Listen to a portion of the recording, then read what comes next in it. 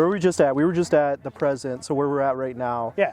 Kind of before we dive into everything. Yeah. Where are you at right now? What's going on? Going on in life, living my best life, loving it. Working as an optometrist full time out here. Excellent. Work out here, and I work in Chippewa Falls, and we have another location in Thorpe.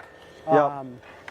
And most of my free time now, I spend either doing this kind of stuff, skating, mountain biking, snowboarding, skiing, all the stuff that I have access to in beautiful Chippewa Falls, Eau Claire area out here, and spending time with my girlfriend, having awesome dinners together and enjoying life together. She does a lot of the same stuff too. Nice. So yeah, we work really well together. But that's good.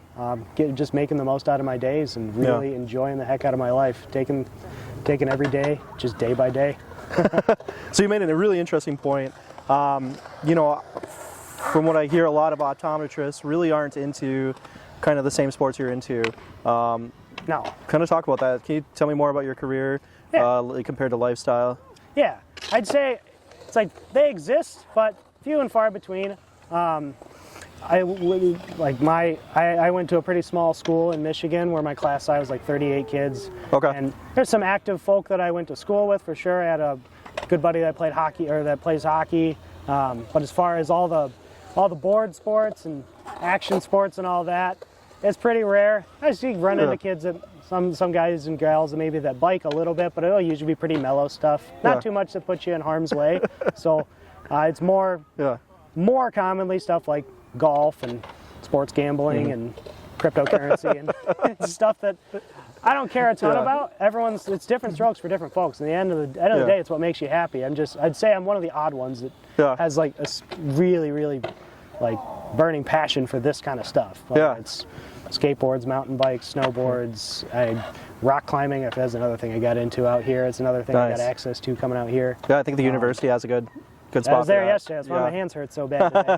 But yeah, it's not like it doesn't exist, but it is one of the weirder things for sure. So and there's risk you gotta take, but you find where your comfort zone is in each one of these sports. So yeah, you take risk doing anything you do, but I don't push it most of the times. And when I do want to push it and make some progression in whatever sport I'm doing, I take it real slow. Yeah. But I've been able to. Injuries come and go, but you gotta be kind of tough. Like I've worked through a lot of broken ribs. Yep. Racked my shins constantly and messed up knees and all that. But as long as I don't mess up my hands, not at all, dude. You're good. So, sorry to cut you off. You're good. So right now you're looking great. You're doing great. Yeah. We're gonna kind of dive into that. Why that's so impressive. So we're gonna kick off second season 2, Bluznow interviews. Nice. Kind of take me back to the beginning. Brendan, he started off experiencing some symptoms, realized that, okay, something's going wrong, we go check it out. Realized that he had cancer developing next to his kidneys. Sorry, my liver. Your liver. It's okay. Sorry. There's a lot to the story. Human body's complicated. Yeah. So I'll have you kind of take me back to the beginning. Yeah. When you first started kind of experiencing these. That was the weird part as far as the symptoms. Okay. Not much as far as what you'd feel. Oh, dude. Nice. Oh, no. As far as what I felt, I didn't feel any different. Okay. It was all just when I came home for winter break that year. Would have been like January of 2017, or I guess the end of December 2016. I just went home. My parents noticed a little bit of yellow in my eyes, and that was it. Like right in the corner of my eyes. But as far as how I felt, was there any pain, discomfort? No. Okay. Fatigue, bloating, maybe a little bloating, but I always thought that was like just my normal. But nothing that ever limited me or really I thought too much about. And I through after a couple weeks testing and scans and all that stuff, we eventually figured out I was back at school up at Ferris State in Michigan when I got the call saying like, hey, this is cancer. We got to do something about this. And we had to drop everything. I had to drop out of that semester, went home and had surgery in January of 2017 for cholangiocarcinoma. That was the type of cancer I had, a very rare bile duct cancer that is pretty deadly. pretty heavy news to get at 21 that you got like a somewhere between 20 and 25% chance of living outside of like 2 years, even with treatment and everything. So pretty rough stuff to get. And I ended up going back and having surgery, went through chemo and radiation and all that stuff. And I mentioned it was all secondary to a autoimmune condition called primary sclerosing cholangitis. That's what it was. That's the condition that they think really caused it. Okay. Chronic inflammatory disorder that affects the liver. Really rare, but when it does happen, usually in younger males. So I was the prime target for it. No history of it in my family or anything. Came out of nowhere. But so I guess before this, before you were starting to get checked out, you were into mountain biking, skateboarding, longboarding, road bike. You're into a lot of these wakeboarding. Yeah. So you had my buddy Kai and his family and all that back home for it. Did you ever experience like a moment where you're like, man, dude, like, what if I can't do any of this anymore? What if I can't? No, I never thought about it. They just wasn't. Even knowing like what career I was going into, like, because at that point, I knew I want to go be an eye doctor and not very eye doctor stuff to do. But I never, even back then, before all this, I'm like, well, I'm never gonna stop doing this stuff. I might have to taper it down if I do the family and kids thing someday. But like, this is who I am. I'm never gonna stop doing this. What makes life worth living for me. So how many times you continued these sports?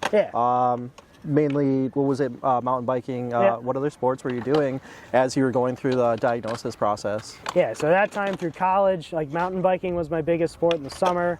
Longboarding, like the downhill stuff with the slide gloves and all that, and then in the wintertime, snowboarding was the biggest thing. I'd still play hockey when I could. Those were the main things for sure. And throughout this whole time, you're realizing, okay, I've got something going on right now. I've got something seriously wrong. Yeah. But you're still continuing with your passions. Yeah, like we mentioned, like when I did go through, I got the diagnosis, got the surgery and all that, and I went through chemo and radiation for about a month after that. And during that time, during chemo and radiation, I couldn't do too much. Like I was feeling pretty rough. Right. Thankfully, didn't lose my hair. That was when I grew. Actually, I did mention I grew my hair out during that time. So over the next couple of years, grew it down past my shoulders so I could donate it eventually. So very nice. That was fun. Nice. But those couple months, remember that's when I bought an old Nintendo and started playing a lot of old NES games and was collecting games and cleaning them and stuff like that. But within a couple months, though, I was feeling good enough to start being active again, and like my docs told me, it's gonna be nothing but beneficial to be active. So if you can do it, you're feeling up to it, we're all for it. Right. So I started getting back into things. I started biking again, started skating again. I remember I still went on some dirt bike rides with my dad. We still had them at that time. I remember. I still had my chemotherapy port in while I was going on dirt bike rides and stuff with my dad. And I was working that summer. I ended up I took that semester off, but I was back to community college in the summer to knock out a couple more courses, study for my entrance exams for optometry school, and then I was working irrigation. So I was working on sprinkler systems. Like I got back to it pretty quick. I felt pretty fortunate, so feeling good enough. I just kind of got back into it, and then just kind of lived with all of that stuff all the way through the rest of undergrad and then through grad school. Didn't affect me too much other than just looking yellow. Very jaundiced the whole time, but that was about it for symptoms that I really noticed.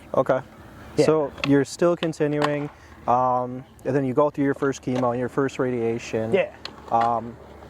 And then all of a sudden you discover, okay, there's something new going on also. There's another... That was after I moved out here. So it would have been, I moved out here in June of 2022, and by about January of 23 is when Mayo Clinic, bless them, they started picking up, they were monitoring me pretty close. They started seeing my liver enzymes going up, and they got suspicious. They did some very specialized biopsies into my liver and found out that there was a new cancer starting. Not recurrence of my old one, but a new one starting, which wasn't a big surprise. We knew there was always going to be risk for that with that liver condition. Like, it's chronic inflammation, so you're prone to cancers. So they got on the ball early. They didn't see it spread anywhere at that point, so they decided to hammer me with chemo and radiation again. I had to go through another month of that. And that one was a little more specialized. They actually did radiation that like went through. It was it's called brachytherapy. They go into your liver and they put radiation directly into the liver. Okay. It was gnarly.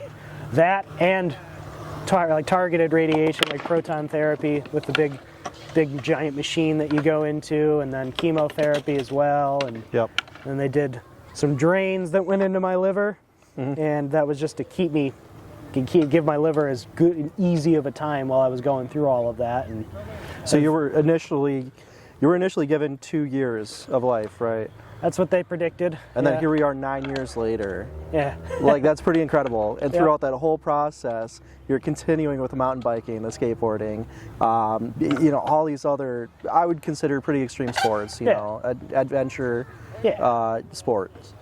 Heck yeah. So, and then as you're continuing, okay, you realize, okay, you need to get a liver transplant. Yep.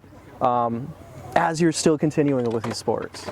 Yeah, I mean, when I got the news saying like the cancer's back, we're gonna do the chemo and radiation, they pretty much told me like, when we do this, it's gonna destroy your liver. So it's like these treatments they're gonna destroy the liver, but the goal is prevent this cancer from going anywhere and then get you to liver transplant, and that's ultimately what ended up happening. Okay. Like I said, it developed an infection with those drain tubes. It kind of gave me a systemic infection with.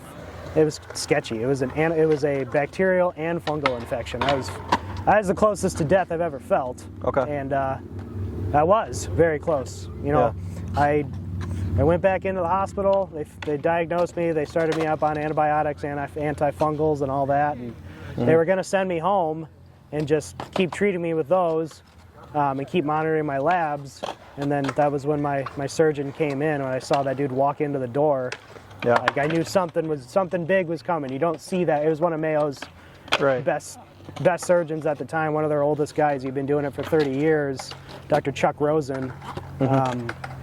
He's retired now. It was one of his last transplants. But awesome. He walks into the room and I'll never get over how nonchalant he was, because he's just like, hey, how's it going? All right, so we got a liver ready. It's going to be coming over the air right now. It'll be landing tonight, so we'll be planning on doing the surgery tomorrow, like 3 in the morning. Like, wow. Just starts going into it, and as he's talking, I'm just like simultaneously the most excited and the most terrified I've ever been. Interesting. At one time in my life, and I had to call my parents and let them know the news, and they're coming out and they're crying, and like that's just like something I'll never forget that, because I was so excited. Like I got a second chance. I couldn't believe that I'm lucky enough to get that chance, and something I felt, you know, if this works out and I'm able to get back to my normal self, I'm never going to squander that. And thank God it happened, because that doctor, when I got done with that surgery, he told me the state of your liver. He's like, if we would have found recurrent cancer around there, we wouldn't be able to do that surgery, and he would have died on the operating table. He wouldn't have made it, because I had to go into that surgery not knowing if they were going to do it or not. If they do some staging with imaging and all that, but they told me, like, if we go in there and we find any cancer that we weren't able to pick up on, we can't do it. So you go to sleep not knowing if you're going to wake up or not. And I was heavy to go through, but I got through it. And with the help of my family, I was able to get back to it. And I was back to these sports and stuff within a few months. Wow.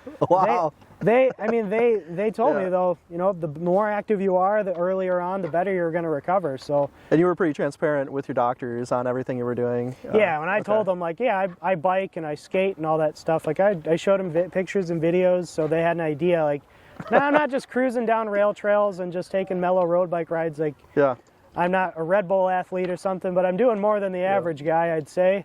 And they said, yeah, you know, you're going to be close to full strength, so.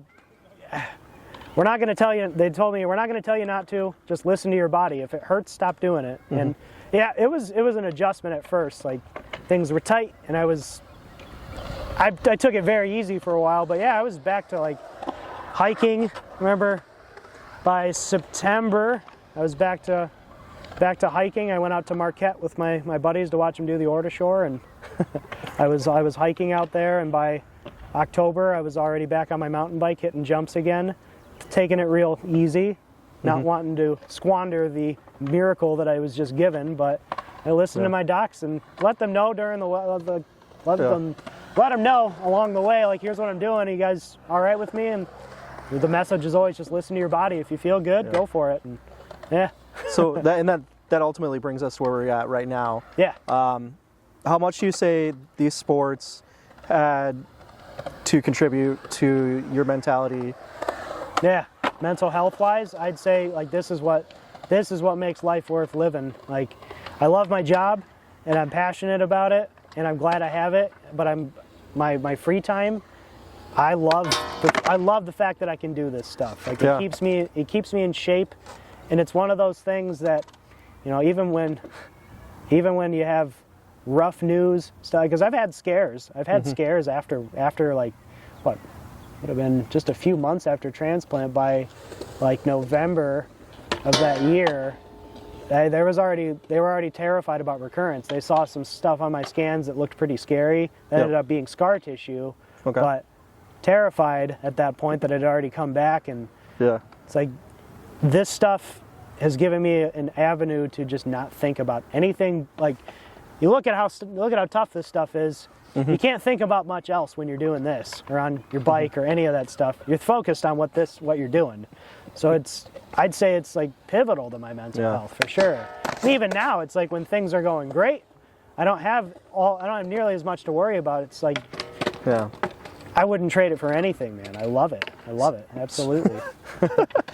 I got a few more questions. I'm just gonna start out right now. I'm going to share with a note that I wrote down while we were talking earlier.